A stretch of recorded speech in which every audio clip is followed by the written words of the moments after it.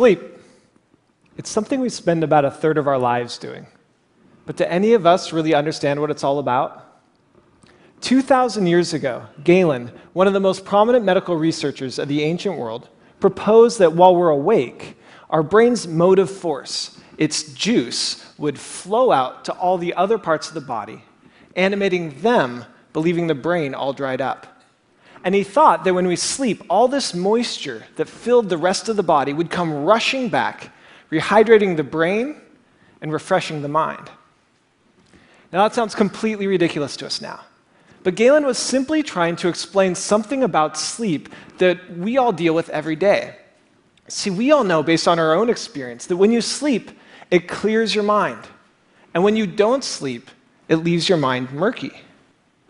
But while we know a great deal more about sleep now than when Galen was around, we still haven't understood why it is that sleep, of all of our activities, has this incredible restorative function for the mind. So today, I want to tell you about some recent research that may shed new light on this question. We found that sleep may actually be a kind of elegant design solution to some of the brain's most basic needs, a unique way that the brain meets the high demands and the narrow margins that set it apart from all the other organs of the body.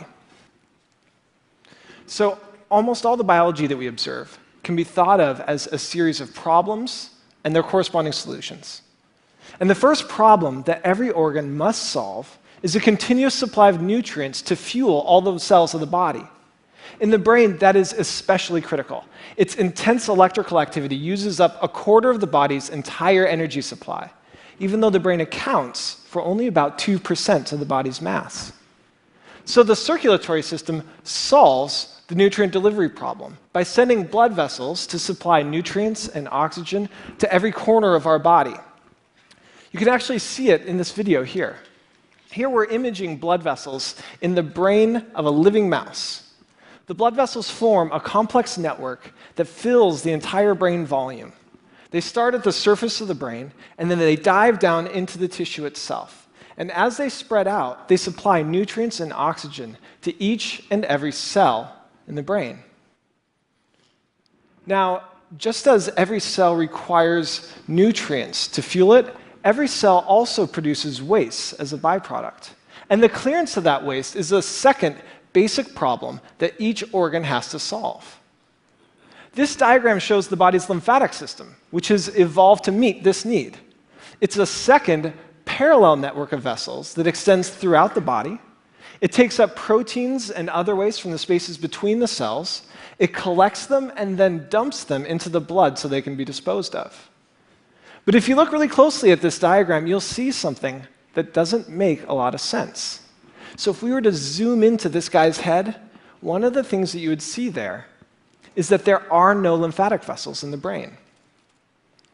But that doesn't make a lot of sense, does it? I mean, the brain is this intensely active organ that produces a correspondingly large amount of waste that must be efficiently cleared. And yet, it lacks lymphatic vessels, which means that the approach that the rest of the body takes to clearing away its waste won't work in the brain. So how then does the brain solve its waste clearance problem? Well, that seemingly mundane question is where our group first jumped into the story. And what we found as we dove down into the brain, down among the neurons and the blood vessels, was that the brain's solution to the problem of waste clearance, it was really unexpected. It was ingenious, but it was also beautiful. Let me tell you about what we found. So the brain has this large pool of clean, clear fluid called cerebral spinal fluid. We call it the CSF. The CSF fills the space that surrounds the brain, and waste from inside the brain make their way out to the CSF, which gets dumped along with the waste into the blood. So in that way, it sounds a lot like the lymphatic system, doesn't it? But what's interesting is that the fluid and the waste from inside the brain, they don't just percolate their way randomly out to these pools of CSF. Instead, there is a specialized network of plumbing that organizes and facilitates this process. You can see that in these videos. Here, we're again imaging into the brain of living mice. The frame on your left shows what's happening at the brain's surface, and the frame on your right shows what's happening down below the surface of the brain within the tissue itself. We've labeled the blood vessels in red, and the CSF that's surrounding the brain will be in green. Now, what was surprising to us was that the fluid on the outside of the brain, it didn't stay on the outside. Instead, the CSF was pumped back into and through the brain along the outsides of the blood vessels. And as it flushed down into the brain along the outsides of these vessels, it was actually helping to clear away, to clean the waste from the spaces between the brain cells. If you think about it, using the outsides of these blood vessels like this is a really clever design solution. Because the brain is enclosed in a rigid skull, and it's packed full of cells, so there is no extra space inside it for a whole second set of vessels like the lymphatic system. Yet the blood vessels, they extend from the surface of the brain down to reach every single cell in the brain, which means that fluid that's traveling along the outsides of these vessels can gain easy access to the entire brain's volume. So it's actually this really clever way to repurpose one set of vessels, the blood vessels, to take over and replace the function of a second set of vessels, the lymphatic vessels, to make it so you don't need them. And what's amazing is that no other organ takes quite this approach to clearing away the waste from between its cells. This is a solution that is entirely unique to the brain. But our most surprising finding was that all of this, everything I just told you about, with all this fluid rushing through the brain, it's only happening in the sleeping brain.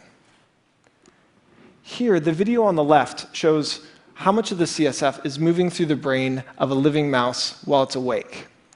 It's almost nothing.